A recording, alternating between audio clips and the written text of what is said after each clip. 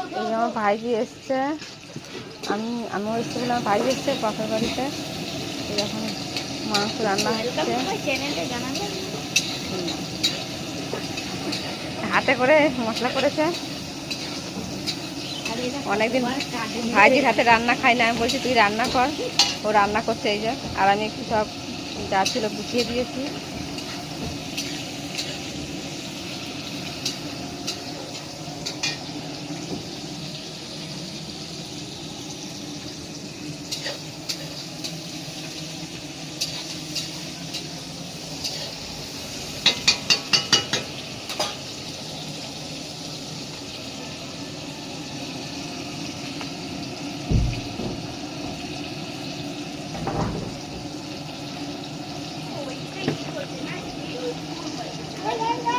দেখতে থাকো,